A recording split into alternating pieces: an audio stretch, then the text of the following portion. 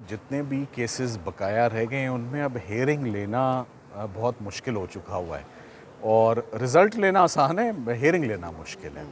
तो मौका जब मिलता है रिज़ल्ट तो हम ले लेते हैं, मगर रिज़ल्ट तभी मिलता है ना जब जजेस इजाज़त देते हैं कि आप केस आर्ग्यू कर लें। अब जजेस इजाज़त ही ना दें और सरकार को अगर मौके पे मौका मिलता जाए कि वो तारीख़ लेते जाएं, सज़ा जब करनी होती है तब उनको मौका, तब डिफेंस को मौका नहीं दिया जाता तारीख़ का, और जल्दी जल्दी सज़ाएँ होती हैं। जब हम उनकी अपीलों में आते हैं, ज़मानतों में आते हैं, तो वो अपीलें सुनी नहीं जाती हैं, उनकी सुनवाई नहीं होती। ये बड़ी अनफॉर्चुनेट बात है, ये बड़ी अनफॉर्चुनेट बात है। तो अफ़सोस की बात ये है कि आज भी प्रोसिक्यूटर्स ने नैब की जानिब से जो पेश हुए, उन्होंने कहा जी हमारी फ़्रेश अपॉइंटमेंट है और हमारी अभी तैयारी नहीं है और हम स्पेशल प्रोसिक्यूटर्स हैं और हमें कम से कम 4 हफ़्ते दरकार हैं इस केस की तैयारी के लिए। तो उसकी हमने बड़ी भरपूर मुखालफत भी की कि इससे पहले भी नोटिफिकेशंस आ चुके हैं, सरकार के प्रोसिक्यूटर्स पहले भी अपॉइंट हो चुके हैं। सो कोई अब जवाज़ नहीं बनता कि कोई मज़ीद तारीख़ जो है वो दी जाए।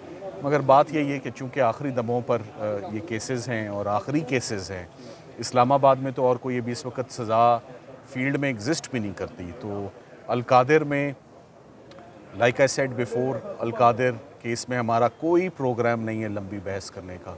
ज़मानतों में वैसे भी लंबी बहस नहीं होती, बड़ी टू द पॉइंट गुफ्तगू होगी, बड़ी टू द पॉइंट बहस होगी, मगर तभी होगी ना जब जज साहिबान इजाज़त देंगे और केस हम खोलेंगे। सो इंशाल्लाह अभी मेरे पास एक बात बताने के लिए नहीं है कि आइंदा तारीख़ क्या है। आइंदा तारीख़ हमने 2 से 3 दफ़ा कोर्ट में रिक्वेस्ट की कि प्लीज़ आइंदा तारीख़ दे दें। तो आइंदा तारीख़ जजेस ने नहीं दी। अब आइंदा समाअत कब होती है, किस दिन होती है, ये कुछ देर में पता लगेगा जब ऑर्डर आएगा या डेट इन ऑफिस होगी। तो फिर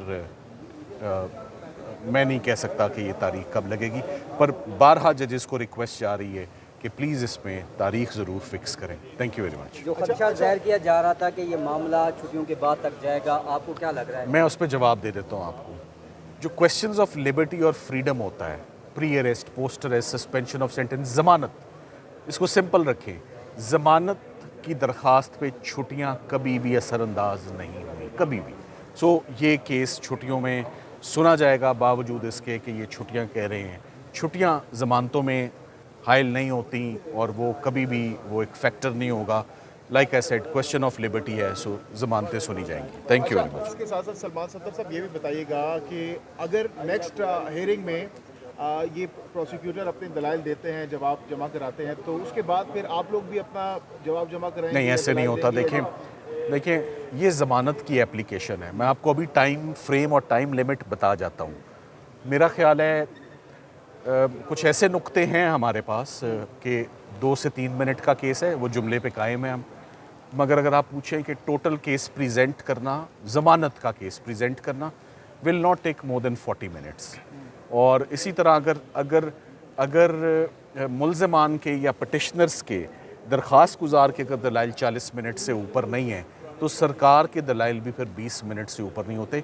ये कुल 1 घंटे की प्रोसीडिंग है जिस वक्त जजेस इसको इजाज़त दे दें। जैसे आपको यही बता रहा हूँ ना कि फ़िलहाल तो मामला इजाज़त पे रुका हुआ है कि जज साहिबान ने, आज भी मैंने उन्हें कहा मुझे दलाइल देने का, आगाज़ करने का मौका देकर ये ले लें अपनी अपॉर्चुनिटी, 3 दिन तैयारी कर लें, ये पीर मंगल को आके जवाब दे दें, मैं तो कम से कम अपना केस स्टार्ट करूँ। अच्छा, हाँ, सलमान सत्तर साहब, पहले तो उम्मीदें थी कि जो लाहौर हाई कोर्ट में ज़मानतें लगी हुई हैं उनमें अगर ज़मानत हो जाती और यहाँ से अगर इंसाफ मिलता है आप लोगों को तो खान साहब रिहा हो जाएंगे। अब तो लाहौर हाई कोर्ट से भी जो ज़मानतें हैं वो मुस्तरद हो चुकी हैं, खारिज हो चुकी हैं दरखास्तें जो थी।